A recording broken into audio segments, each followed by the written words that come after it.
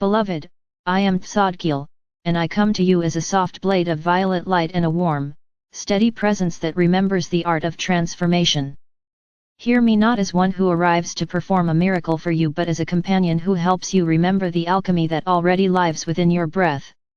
Transmutation is not a dramatic event that happens to the unready, it is a daily fidelity to small rites, to attention, to the gentle dismantling of what no longer serves.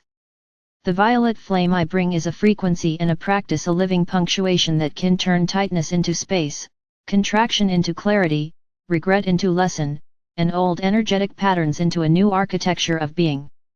This is not mysticism without craft, it is devotion enacted, a practice that asks for consistency, tenderness, discernment, and courage. The world you inhabit requires not only insight but form, therefore the work I offer moves from the interior into the everyday, from the inner heat into the manner in which you speak, rest, love, and act. Begin with the simple truth that everything you call problem is also an invitation. The same memory that binds you to an old trauma holds the keys to a fresh permutation. When you place the violet flame around that memory, not to deny its reality but to attend to its energetic structure, you invite a transformation that keeps the truth of the lesson while releasing its bitterness. To do this you do not need to be perfected, only present. In a quiet moment, breathe down into your chest, feel the place where the old story still rings, and imagine a soft violet light lowering like silk over the edges. Do not force the image, allow the light to settle like a dove. Speak softly, I invite transmutation. I choose release that serves life. Repeat until the knot loosens. These first acts are humble, but they rewire the muscle of attention by training it to meet pain with presence rather than with avoidance. You will find that the violet flame works on multiple layers simultaneously. There is the personal layer, the habits, the resentments, the self-judging tapes that run in the quiet hours. There is the relational layer, the narrow holds of blame, the repeated dynamics that keep two people circling old wounds.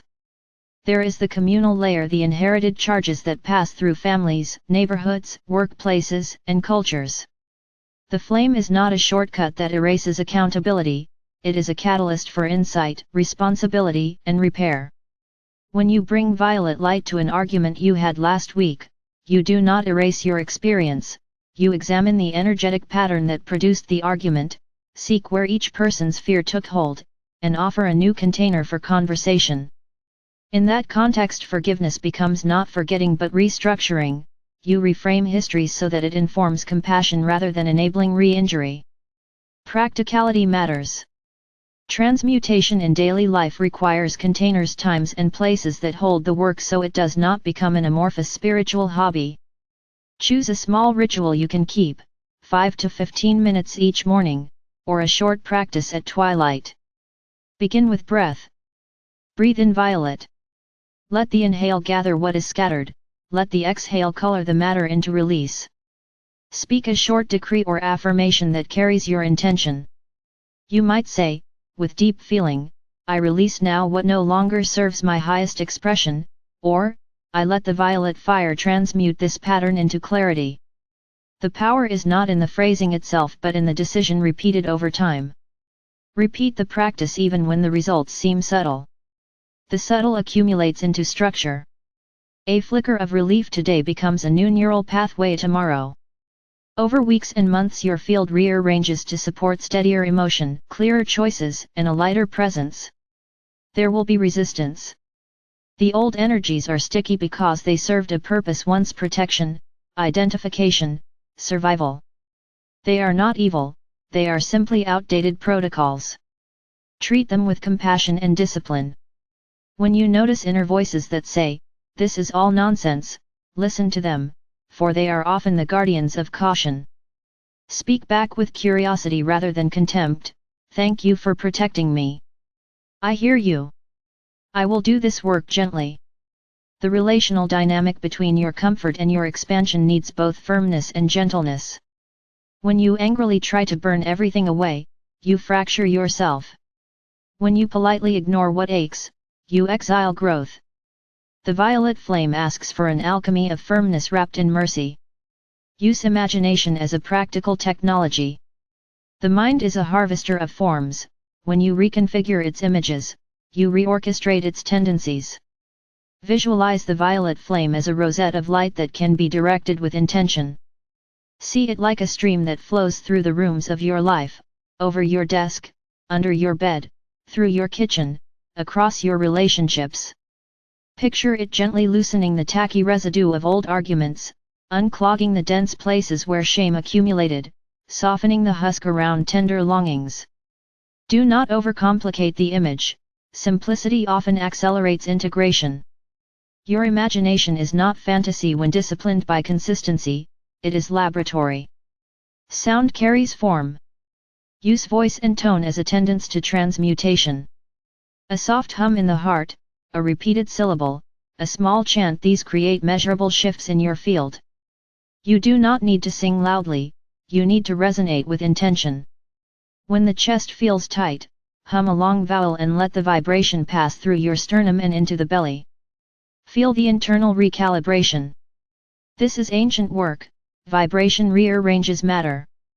The violet tone you carry becomes a living frequency that asks your cells, your nervous system, and your subtle field to align. Over time your voice itself becomes an instrument of alchemy, carrying more steadiness and less tremor. Let the practice touch your language. Words have architecture, certain phrases tighten, certain phrases soothe. Notice the syntax of blame in your speech: you always, you never, it's because you, and choose instead to model another grammar: I felt, I need, in me is. Language anchored in present ownership invites repair rather than provocation. When you speak with such ownership, you send the violet flame not only to your own interior but into the relational space, where it can do its work of clarification.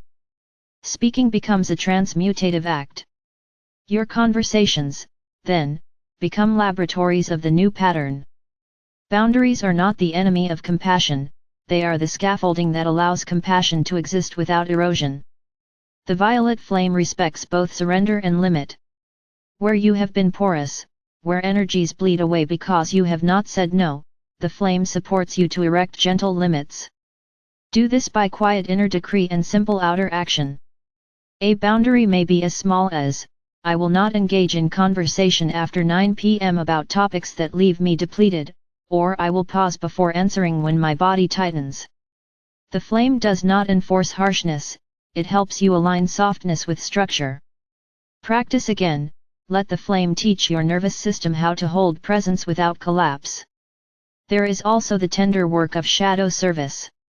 In your shadow live undeclared needs, fears you hide even from yourself, the repressed rage that later surfaces as small sharpness.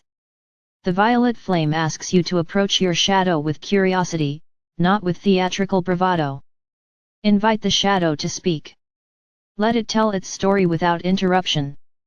Sit with it like a patient listener. Ask what it wanted when it disguised itself as anger, compulsion, or avoidance.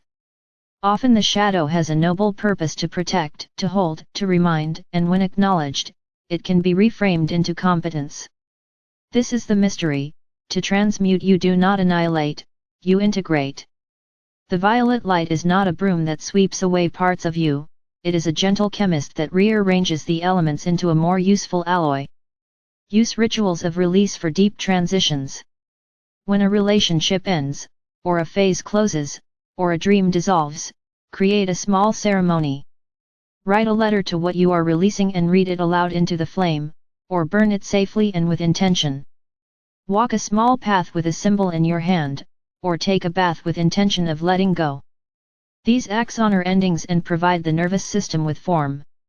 Without ritual, endings leak into unresolved energy. The violet flame, when paired with ceremony, frames the psychic closure you need to move onward with integrity.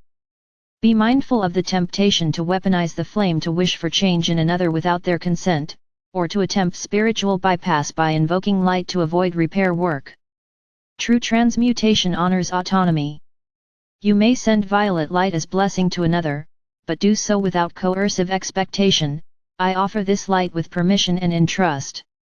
When you respect autonomy in giving, you maintain ethical integrity and open possibility for reciprocal transformation. Sending light is not a way to control, it is a way to invoke higher possibility while holding space for the other's sovereignty. Practice micro-transmutations in the ordinary tasks of life. Let cooking become an altar. Let cleaning be a prayer. Carry the violet flame as quietly as you carry breath. While doing laundry, see the flame untangling old burdens. When commuting, imagine it dissolving impatience. In meetings, let it soften the edges of defensiveness.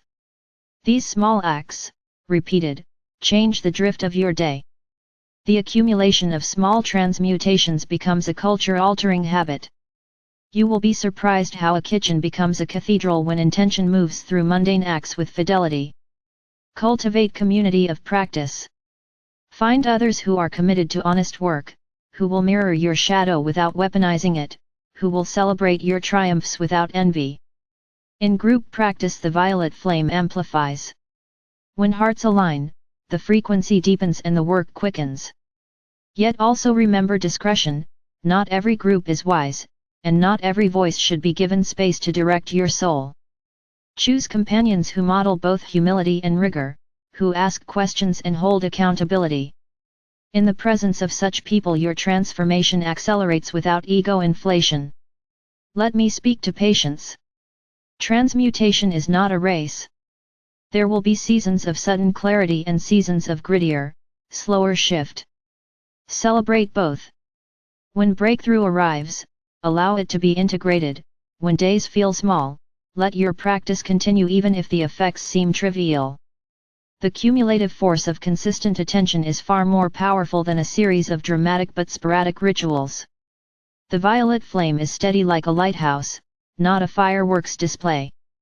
Trust the slow geometry of it. Remember that part of daily transmutation is learning to steward your attention.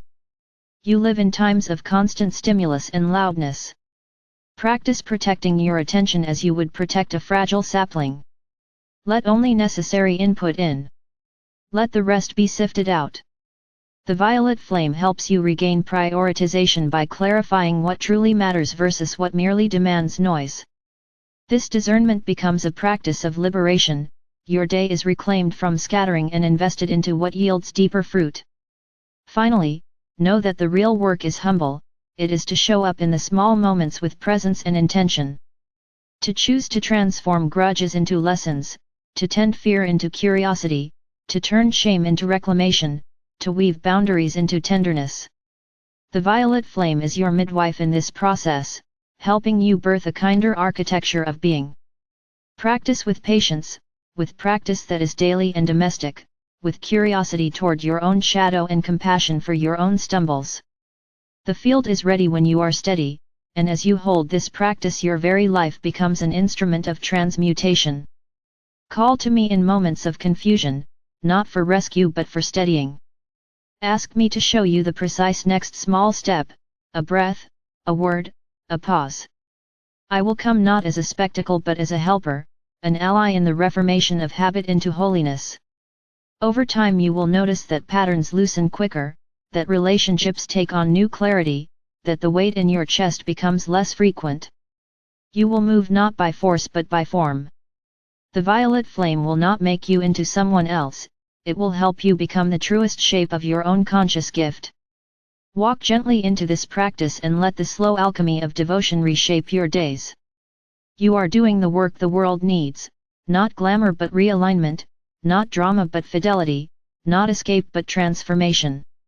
I am with you in the violet hush, and together we transmute.